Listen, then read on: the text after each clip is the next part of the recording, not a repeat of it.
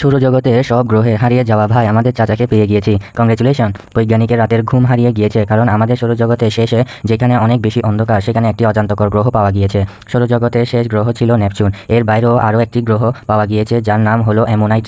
এই গ্রহটি সূর্যকে একবার পরিক্রমণ করতে 4000 বছর সময় নেয়। 4000 বছর আগে যখন পিরামিড বানানো শুরু হয় তখন থেকে আজ পর্যন্ত এই গ্রহে মাত্র 1 বছর হয়েছে। যেহেতু এই গ্রহে অনেক দূরে, তাই আপনি যখন এটাকে দেখবেন এটা অনেক ধীরে মুভ করবে।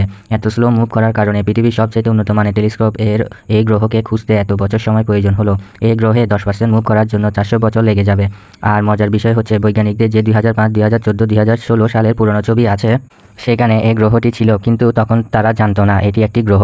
অ্যামোনাইটিক একটি জীব ছিল যেটা 60 বছর আগে দুনিয়া থেকে শেষ হয়ে যায়। এই জীবটির নাম থেকে এই গ্রহের নামকরণ করা হয়, কারণ কোনো এক পুরনো কঙ্কালের মতো সৌরজগতে চক্কর দিচ্ছে 4.5 বিলিয়ন বছর ধরে। সৌরজগতের শুরু থেকেই এই গ্রহতে দাঁড়ালে সূর্যকে একটা ছোট তারার মতো দেখাবে, কারণ এটি সূর্য থেকে অনেক বেশি দূরে অবস্থিত। এর তাপমাত্রা -260 ডিগ্রি থেকে -270 ডিগ্রি সেলসিয়াস, যা সৌরজগতের সর্বনিম্ন কম তাপমাত্রার সমান, যা সৌরজগতের সবচাইতে নৃশংস জায়গার একটি। লাইক, সাবস্ক্রাইব ভালো লাগলে অবশ্যই করবেন।